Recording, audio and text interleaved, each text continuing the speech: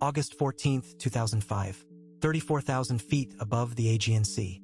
A Greek F-16 pilot pulls alongside a Boeing 737 and looks into the cockpit window. What he sees will haunt him for the rest of his life. The captain's seat, empty.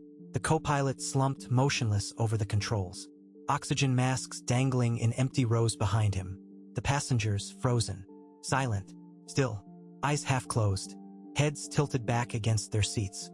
And yet, the plane is flying, perfectly, climbing, turning, holding altitude. A ghost jet, steered by no one, drifting toward a city of 4 million people. 121 souls on board. Not one of them awake.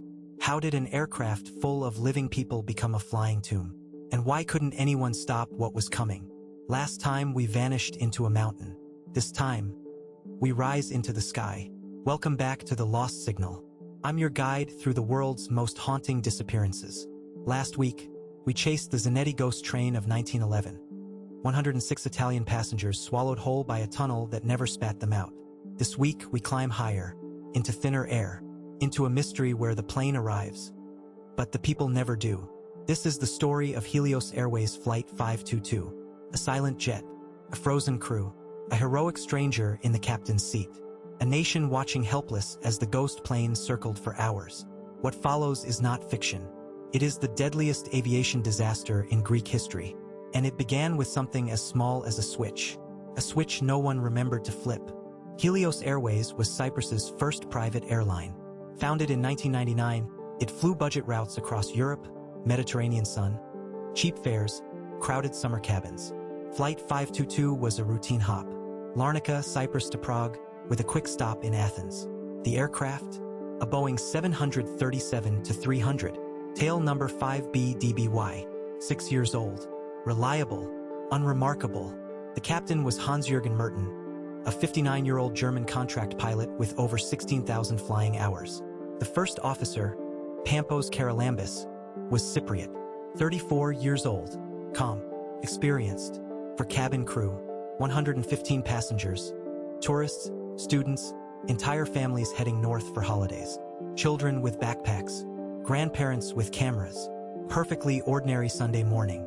At 9:07 a.m. local time, Flight 522 pushed back from Gate 7, cleared for takeoff, cleared for the sky. Nothing about this flight should have ended in tragedy. And yet, something was already terribly wrong. Hours earlier, in the silent pre-dawn hangar, ground engineers had performed a routine pressurization test on the same Boeing. To run the test, they needed to switch the cabin's pressure control from auto to manual. A simple toggle, a standard procedure. The test went fine, but when they finished, no one turned the switch back.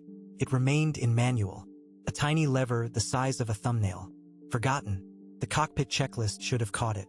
It was right there, line item number 11 on the pre-flight list. But in the dim cockpit, under the pressure of a tight turnaround, 2 pilots glanced past it. Twice. Auto. Manual. 3 letters versus 6. That was the entire difference between life and death for 121 people. The Boeing rolled down the runway at 9:07 a.m., climbing into clear blue sky, and as it climbed, the cabin did not. At 12,000 feet, the first warning sounded. A sharp, intermittent horn filling the cockpit. In a Boeing 737, this exact horn has 2 meanings.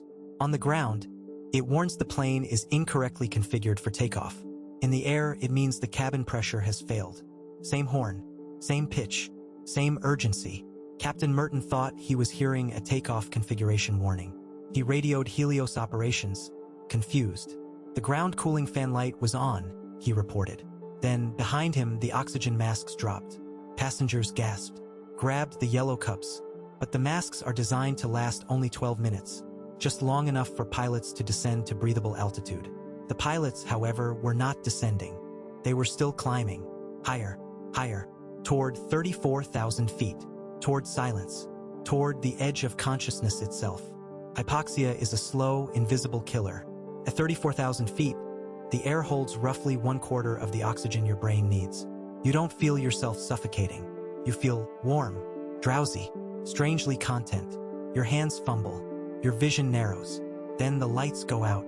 In the cockpit of Flight 522, Captain Merton left his seat. perhaps to check a circuit breaker, perhaps to find an oxygen bottle. He never made it back. First Officer Charalambous slumped forward onto his controls. The passenger cabin fell silent. Heads tilted back. Masks hissed gently, then ran dry.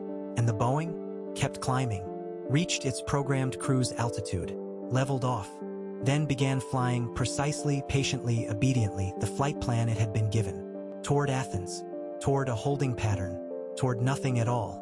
At 10:37 a.m., Greek air traffic control began calling Flight 522. No answer. Again, no answer. Radar showed the plane entering Athenian airspace, flying a perfect arc. But no voice came through. Protocol is clear. When a hijacking is suspected, scramble the fighters. 2 F-16s of the Hellenic Air Force roared off the runway at NEA and Helios. They caught Flight 522 over the island of Kia. What they saw made no sense. The captain's seat, empty. The first officer, unconscious. Oxygen masks swinging in empty rows. One pilot reported seeing passengers slumped against their windows, heads drooping. A ghost plane, flying itself, circling the holding pattern above Athens. Again and again, fuel burning down, and the F-16 pilots could do nothing but fly alongside, and watch, and follow. So what killed Helios 522? Theory 1. Pure mechanical failure. Did the pressurization system simply break? Investigators tore the wreckage apart searching for a fault. They found none. The outflow valve was functional. The sensors were functional. The only malfunction was that tiny switch left in manual. Theory 2. A chain of human error. 3 engineers overlooked the switch. 2 pilots missed it on the checklist. The warning horn was ambiguous. Emergency pressurization training was thin. This wasn't one mistake. It was a dozen tiny ones, stacking like dominoes until they fell together. Aviation calls this the Swiss cheese model, when every layer of defense has a hole and one day all the holes line up. Every hole on Flight 522 was already open before the engines even started. And no one, not a single soul in that long chain of hands, noticed. Theory 3. Pilot incapacitation through confusion, not just hypoxia. Here's what's chilling. At 14,000 feet, Captain Merton had enough oxygen to think clearly, if he had recognized the emergency. His own oxygen mask was right there at his shoulder. A 3-second reach. Instead, he radioed for help. Troubleshot a warning horn. Got out of his seat. Left the mask behind. Why? Investigators believe he fell into a psychological trap called fixation. When a pilot misidentifies a warning, every piece of evidence gets reinterpreted to fit the wrong story. Every second wasted on the wrong problem drains precious oxygen from the brain. By 18,000 feet, his decisions were already impaired. By 25,000 feet, he was unconscious. It wasn't just equipment that failed. It was human cognition collapsing in real time at the speed of a rising jet. A mind turning off while the body still breathed. But there is one more name in this story. Andreas Prodromou, 25 years old, a Cypriot flight attendant, and crucially a licensed private pilot. Cabin crew oxygen bottles last longer than passenger masks. Around 2 hours. Andreas had one. And while everyone else slept the long sleep of hypoxia, he stayed awake. The F-16 pilots suddenly saw movement in the cockpit. A man slipping into the captain's seat, reaching for the controls, trying incredibly to save the plane. He squawked an emergency code. He made mayday calls no one heard in time. But the engines were already starving. One flamed out, then the other. At 12:04 p.m., Flight 522 struck a hillside near Gramatiko, north of Athens. All 121 souls were lost. Andreas was still at the controls, fighting alone to the very end. So tell me, if you had been Andreas Prodromou, awake while 120 others slept, would you have known what to do? Drop a comment below. Your answer might haunt you. Next week on The Lost Signal, we leave the sky behind and walk into a West Virginia night in 1945. A Christmas Eve house fire. 5 children never found. No bonus. No ashes. Just a ladder that vanished. Strange sightings across the country. A father who never stopped searching. The Sodder children. Subscribe now, ring the bell, and share the story with someone who loves a mystery. Until next time, stay curious, stay skeptical, and never ignore the switches that small hands forget to flip.